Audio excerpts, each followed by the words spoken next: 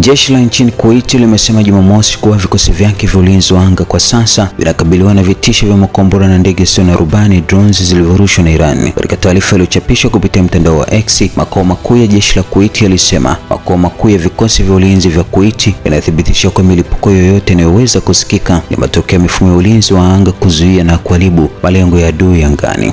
Jeshi hilo pia liliwataka wananchi kufuata maelekezo ya usalama yanayotolewa na mamlaka za Kuwait. Wizara ya Umeme, Maji na Nishati Mbadala nchini Kuwait imetangaza kuwa moto ulizuka katika sehemu ya kituo cha kuzalisha umeme na kuchakata maji ya bahari kuwa salama kwa matumizi kufuatia mashambulizi ya Irani yaliyofanyika mapema Jumamosi. Katika taarifa iliyonukuliwa na shirika la habari la serikali la KUNA, wizara hiyo ilisema hali hii ililazimu kuchukuliwa kwa hatua za tahadhari katika uendeshaji wa kituo hicho ili kuhakikisha usalama wa miundombinu na kudumisha udhibiti wa gridi ya taifa. Wizara hiyo iliongeza kuwa mipango ya dharura imeanzishwa ili kukabiliana na hali hiyo na kuhakikisha huduma muhimu zinaendelea bila kuathiri zaidi. Matokeo haya yanajiri wakati mvutano ukiendelea kuongezeka katika eneo la mlango bahari wa Hormuz. Marekani imeendelea kufanya mashambulizi dhidi ya Iran, huku Tehran ikijibu kwa kushambulia malengo katika nchi mbalimbali za eneo hilo ambapo inahifadhi vituo na meli za kijeshi za Marekani. Mapigano hayo kati ya Marekani na Iran yanaendelea licha ya kuwepo kwa makubaliano ya maelewano yanayosimamiwa na Pakistan mwezi uliopita yanayolenga kumaliza vita na kufungua njia kufikiwa kwa makubaliano ya kudumu ya amani.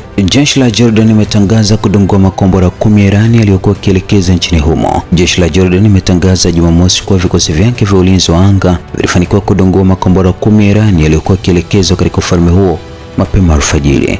Kwa mujibu wa taarifa afisa ya kijeshi kutoka makao makuu ya jeshi la Jordan iliyonukuliwa na shirika la habari la Jordan, hatua hiyo ilikuwa ni sehemu ya operesheni za kujihami zinazolenga kulinda mamlaka ya taifa, usalama anga la Jordan pamoja na maisha ya raia wake. Jeshi hilo lilisema kuwa hakukuwa na vifo, majeruhi wale uharibifu wa mali ulioharibiwa ulioripotiwa kutokana na mashambulizi hayo.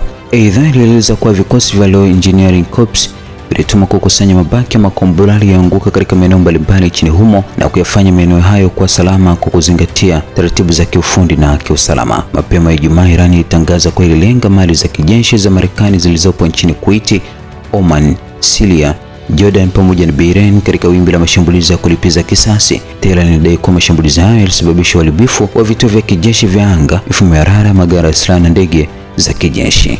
Kwa upande mwingine, Kuwait, Jordan pamoja na Bahrain zilisema zilifanikiwa kudungua makombora na ndege zisizo na rubani drones za Iran, huku Qatar ikitangaza kuwa vikosi vyake vya ulinzi vilizuia mashambulizi kadhaa ya anga. Hata hivyo, mtoto mmoja alijeruhiwa kutokana na vipande vya mabaki ya makombora yaliyodunguliwa vilivyoanguka ardhini. Mvutano katika Mashariki ya Kati umeendelea kuongezeka tangu mwezi Februari baada ya Marekani na Israel kuanzisha mashambulizi dhidi ya Iran, huku Tehran ikijibu kwa kurusha makombora na ndege zisizo na rubani dhidi ya nchi za Ghuba zinazohifadhi vituo na mali za kijeshi za Marekani. Ingawa Iran na Marekani zilitia saini hati ya makubaliano ya maelewano yaliyosimamiwa na Pakistan mwezi uliopita yenye lengo la kumaliza vita na kufikia makubaliano ya kudumu ya amani, mvutano umeongezeka tena katika siku za hivi karibuni kutokana na hali ya usalama katika mlango bahari wa Hormuz.